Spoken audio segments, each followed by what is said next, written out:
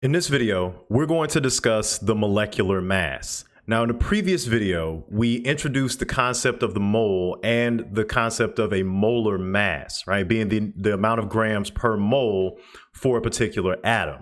And the atomic masses you can just get off of the periodic table. But then the natural question becomes, okay, we were able to figure out how many atoms are in a gram of an atomic, how many atoms are in a gram sample of some atomic species, right? Like we looked at zirconium in the last example, right? Or how many, atoms are in a gram of carbon, right? But then the natural question becomes, how do we extend this to molecules? If we have a molecule like water, right? If we have a certain amount of water, how do we figure out how many water molecules are in that sample? And the way to do that is through calculating the molecular mass. And if we think about our original definition of a molecule as just a collection of atoms, we kind of can intuitively figure out how we can calculate a molecular molar mass, right? So the molecular mass, the molar mass is basically the molar mass for a molecule, right? So there's the molar mass for a molecule. And it's calculated by taking a sum of the individual atomic masses, right? So you calculate this molar mass for a molecule by taking a sum of the individual atomic masses. Right. So basically, if we're viewing a molecule as a collection of atoms, you want to figure out which molecule you're looking at, identify which atoms are involved in making that molecule, and then you sum up their atomic masses to get the molecular mass. So let's look at an example. So let's say we have the molecule methane, which has the molecular formula CH4. Right, so we know we have methane as CH4. That means that to make a methane molecule, you need one carbon atom and 4 hydrogen atoms, right? So if we want to get the molar mass of CH4, we're going to have to sum up each of the individual contributions from the atoms in this molecule. So we'll need the mass of 1 mole of carbon, right? And if we look on the periodic table, we know that the mass of 1 mole of carbon is going to be 12.01 grams, right? Since it's 12.01 grams per mole. Now, the next thing we need, since we have 4 hydrogen atoms involved in this methane molecule, we actually are going to need the mass of 4 moles of hydrogen, right? So we're going to need the mass of 4 moles of hydrogen. And the reason is, for every 1 mole of CH4, you're going to have 4 times that amount of hydrogen atoms, right? So you're going to have a 4-to-1 ratio between the amount of hydrogen and the amount of methane. So you're going to need the mass of 4 moles of hydrogen. So what we're going to actually have to do in that case is multiply the atomic mass of hydrogen by 4. And if you look on a periodic table, the atomic mass of hydrogen is 1.001 grams, if we're being specific, right? So that's going to give you, if you multiply that out, that's going to give you 4.004 grams. So what we have here are the masses associated with 1 mole of carbon and 4 moles of hydrogen. If we want the mass of the molar mass of CH4, we're going to have to add both of these, right? So basically, to get the molar mass for CH4,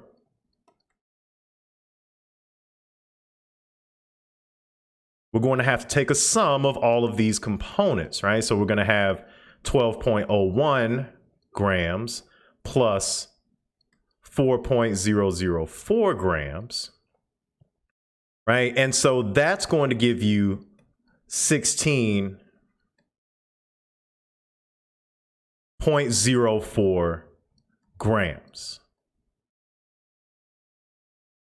right? So about 16 grams is the molar mass for CH4.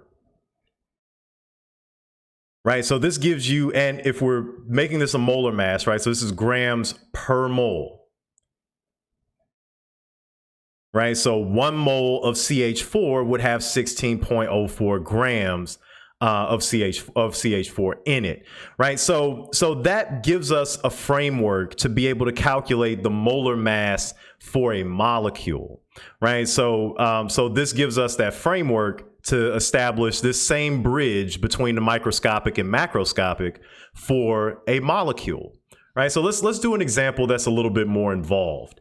So if you've ever taken the anti-inflammatory drug ibuprofen for general pain or whatever, it has a molecular formula. The primary compound in ibuprofen has the molecular formula C13H18O2. Right, this is the molecular formula for ibuprofen.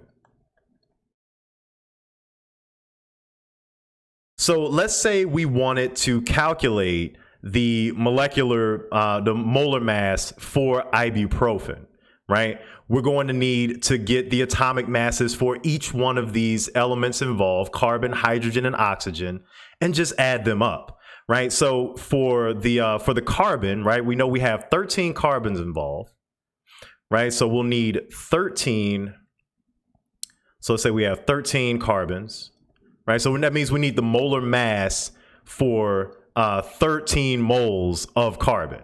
So we're going to have to take 13 times 12.01 grams.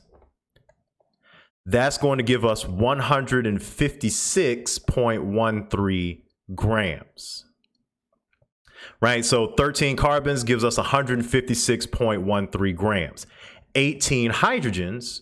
Right, so we're going to need the molar mass for 18 moles of hydrogen. So 18 times 1.001 grams is going to be equal to 18.14 grams of hydrogen. Now we need the molar mass for 2 moles of oxygen. Right, so we're going to have to take 2 times the atomic mass for oxygen is going to be 16 grams, and so 2 times 16 gives us 32. So now we have everything we need to add up, right? So if I add all of these numbers together, all these numbers in the right side column together, then I get the molar mass for ibuprofen, and that molar mass will be 206.27 grams per mole, right? So this is the molar mass for ibuprofen. Right, and this all should make sense, you know, given the idea, the framework of molecules as just a collection of atoms, right?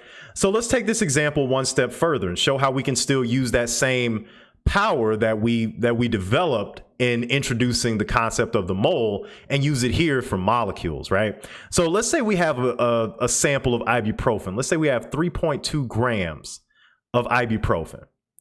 And we want to know how many molecules of ibuprofen are in that 3.2 grams. Now that we have the molar mass of ibuprofen, we can answer that question. So we know that there's 206.27 grams of ibuprofen in 1 mole. Right, so doing that calculation, we get 1.55 times 10 to the negative 2 moles of ibuprofen in this sample, right? So this 3.2 gram sample of ibuprofen is about 1.5 times 10 to the negative 2 moles of ibuprofen. So now we can take that and calculate the number of molecules in this sample of ibuprofen. So taking that 1.55 times 10 to the negative 2 moles, right? We know that in 1 mole of ibuprofen, there's going to be Avogadro's number of molecules of ibuprofen.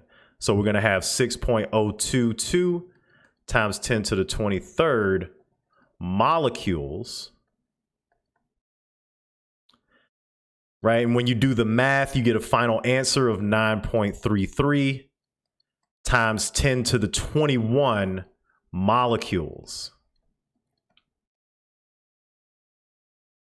Right? So that answers the question of how many molecules of ibuprofen are in a 3.2 gram sample. So you can use, once you have this guy, once you have the molar mass for a molecule, you can use it in exactly the same way that you would use an atomic mass to figure out how many atoms are in a sample. You can do the same thing for molecules. So this just gives this idea of the mole and molar mass more flexibility by extending it to be general enough to handle molecules as well.